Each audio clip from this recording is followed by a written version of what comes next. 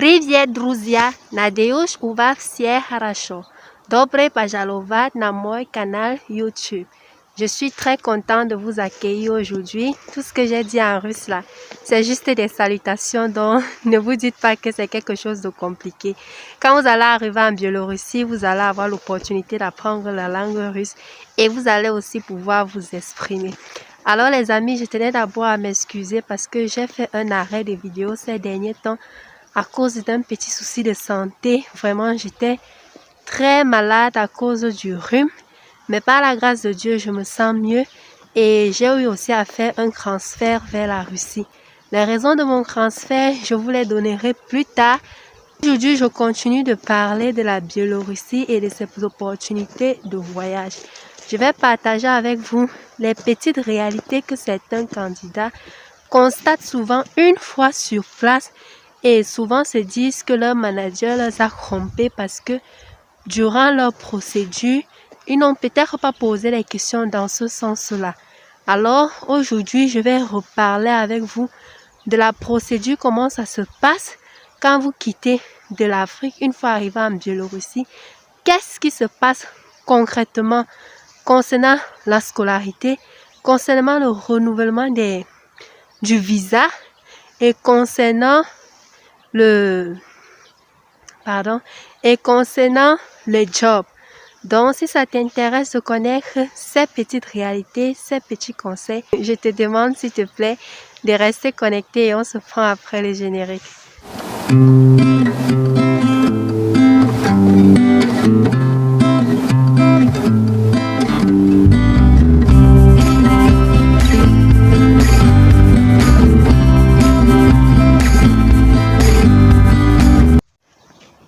Alors les amis, une fois de plus, bienvenue sur ma chaîne YouTube. Comme je vous le dis et je le dirai toujours, pour moi, la Biélorussie est un pays d'accueil par lequel vous pouvez arriver sans trop de complications.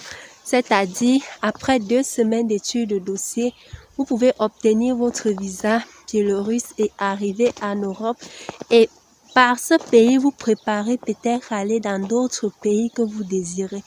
Donc, je présente toujours la Biélorussie comme étant le pays idéal pour tous ceux-là qui veulent rapidement quitter l'Afrique pour venir en Europe. Je vous ai déjà dit, en 2 semaines, vous pouvez quitter le pays africain dans lequel vous êtes pour l'Europe.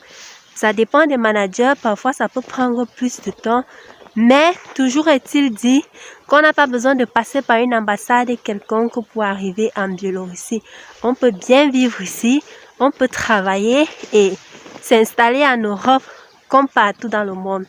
Alors, les petits conseils ou les remarques que j'ai faites, c'est que quand mes frères africains arrivent et qui viennent constater les réalités, ils sont souvent déçus et se disent qu'on les a trompés. Alors qu'avec l'enthousiasme de voyager, parfois ils passent à côté de certaines questions qu'on ne leur répond pas parce qu'effectivement ils n'ont pas posé ces questions-là. Les managers ont la plupart du temps beaucoup de personnes à gérer, donc ils ne vont pas se permettre de vous expliquer tous les détails à chaque fois si vous ne posez pas les questions. Alors comme je vous le disais tantôt en introduction, je vais vous parler aujourd'hui des frais de scolarité, des jobs et du renouvellement de visa. Commençons déjà par les frais de scolarité. Je vous ai dit que vous pouvez venir payer le reste de votre argent une fois arrivé en Biélorussie. L'argent que vous donnez étant en Afrique, c'est juste un argent qui vous permet d'obtenir une lettre d'invitation auprès d'une école. Cette école-là qui va vous permettre d'arriver ici et de vous prendre en charge.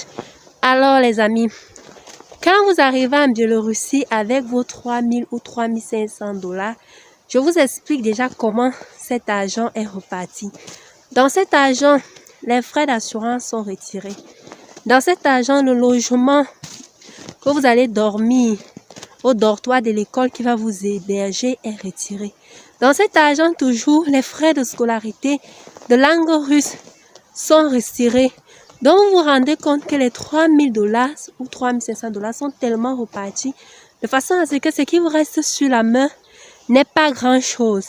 Il est clair que quand vous venez ici, venez avec un peu plus d'argent qui vont vous permettre de vous nourrir.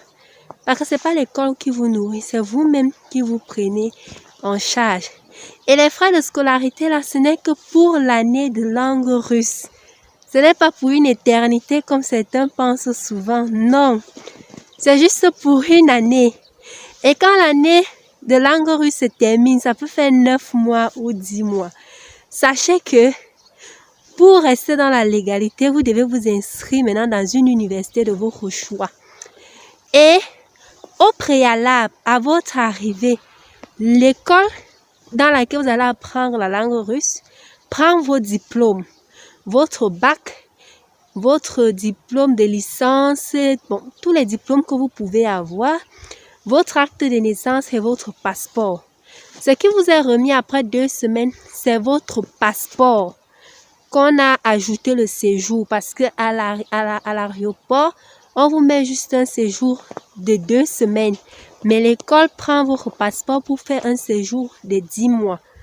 Donc, vous avez votre passeport à l'école après 2 semaines, mais ils gardent vos documents, c'est-à-dire acte de naissance et diplôme qui vous seront remis avec le certificat de langue russe à la fin d'année d'apprentissage de la langue russe. J'espère qu'on se comprend bien. Et quand la langue russe finit, on vous met un exit visa. Ça veut dire que vous êtes prêt à quitter le pays ou alors on peut vous déporter si vous ne renouvelez pas votre séjour auprès d'une université quelconque que vous aurez choisi. Et les universités, ça dépend de la scolarité. Je ne peux pas vous dire que toutes les universités ont le même prix ou bien toutes les filières sont pareilles. Non. Ça dépend de l'université dans laquelle vous voulez partir. Une université peut vous demander 3 500 $, l'autre 4 000, l'autre 2 800, l'autre 2 500. Sans oublier encore de renouveler les frais d'assurance, le logement et autres. Donc, voilà ce qu'il en est pour les frais de scolarité. Donc, chaque année, vous allez renouveler les frais de scolarité. Et je profite par ce renouvellement pour parler du visa. Quand je parle de chaque année, vous renouvelez les frais de scolarité, ça veut dire que vous renouvelez aussi le visa. Le visa étudiant se renouvelle chaque année. Ce n'est pas la résidence permanente que vous pouvez avoir pour 4 ans ou 5 ans ou 10 ans. Non. Le visa étudiant, dès que l'année scolaire finit, vous-même, vous pouvez aller à l'ambassade liée à votre école. Pardon, vous pouvez aller à l'immigration liée à votre école. Vous partez vous-même renouveler votre visa étudiant. Ce n'est pas quelque chose de compliqué. Il y a les écoles qui peuvent le faire pour vous, mais il est préférable de connaître comment ça se passe et aller le faire soi-même. Ok? Et le 3e point, je dirais tantôt, c'est les jobs étudiants, les amis. Les jobs étudiants ici ne vous permettent pas de subvenir aux charges de toute la famille. Je sais que mes frères, quand ils viennent en Europe, la priorité, ce n'est même pas trop l'école, mais c'est de subvenir à ces charges et aux charges de nos frères qu'on a laissés au pays. En Biélorussie, quand tu es étudiant, tu ne peux pas travailler cet argent-là de cette façon au point de subvenir aux charges de tout le monde. La plupart du temps, cet argent te permet juste de te nourrir et de prendre soin de toi, des petites choses quotidiennes. Donc, ne venez pas avec l'esprit qu'on vous a dit que vous pouvez travailler de façon à ce que vous allez satisfaire tout le monde, vous allez résoudre tous les problèmes, vous allez aider tout le monde, vous allez être le boss de la famille. Non, en Biélorussie, c'est pas possible. C'est pas pour décourager certains, mais c'est pas possible. Oui, vous pouvez avoir des jobs. Vous pouvez vous battre pour essayer de ne pas rester seulement fréquenté. Mais vous ne pouvez pas avoir cet argent-là qui va vous permettre d'aider tout le monde. Non, ce n'est pas possible. Voilà un peu ces petits points où je voulais attirer votre attention. Comme je le disais tantôt, quand vous êtes étudiant, ce n'est pas facile d'avoir beaucoup d'argent en travaillant les jobs étudiants. Après vos études, c'est possible d'avoir assez d'argent parce que vous allez vous concentrer sur le travail.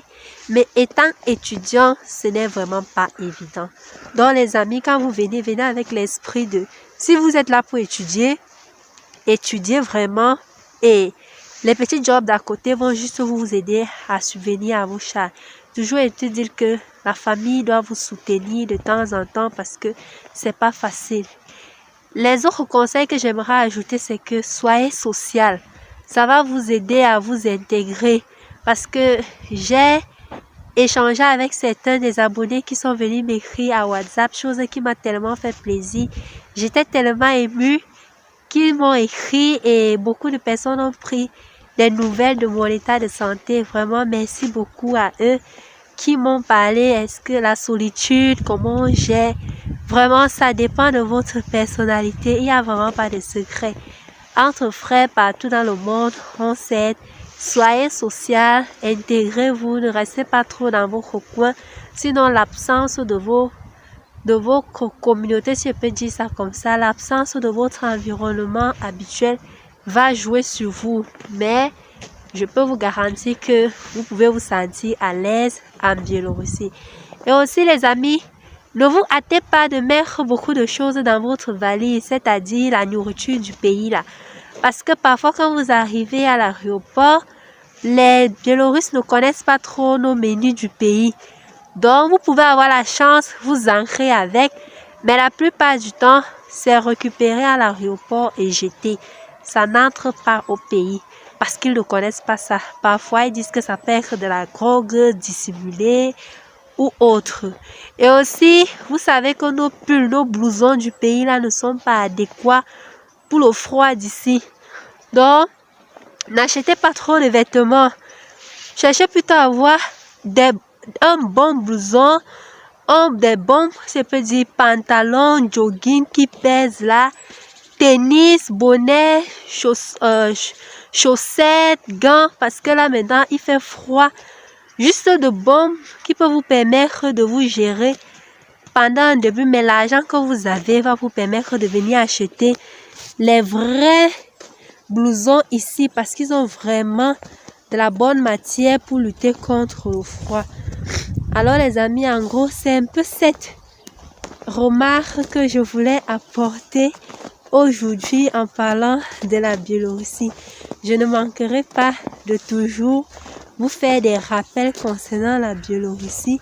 Et aussi, j'aimerais attirer votre attention. Je ne dis pas que tout le monde est faux dans cette activité de vous aider à venir en Biélorussie. Mais soyez vigilants. Posez toujours toutes les questions et écoutez votre intuition. Si vous-même vous sentez que l'affaire où je veux m'engager avec telle personne ne me rassure pas, ne forcez pas. Parce que parfois, au fond, on a cette impression que ce qu'on veut faire n'est pas ça. C'est pas le bon chemin. Mais on insiste parce qu'on veut faire et voir jusqu'où ça va aller. Écoutez vos intuitions. Si déjà vous n'êtes pas motivé à faire cette procédure avec une quelconque personne, alors ne forcez pas. Continuez à faire des recherches, continuez à poser des questions, soyez davantage curieux parce que ce qui nous bloque, c'est l'information. Quand on a la bonne information, alors on peut réussir dans tous les domaines. Donc les amis, c'est un peu cette vidéo que je voulais faire pour vous aujourd'hui. Et comme je vous le disais tantôt, je suis en Russie et par la grâce de Dieu, nous allons parler de la Russie bientôt dans mes prochaines vidéos. Mais je vous garantis, Biélorussie un jour, Biélorussie toujours. Donc, dans ma prochaine vidéo, on parlera encore de la Biélorussie. Je ne sais pas trop de quoi, mais ce sera encore de la Biélorussie. Alors les amis, je vous aime fort, portez-vous bien et on se retrouve dans une prochaine vidéo. Bye bye.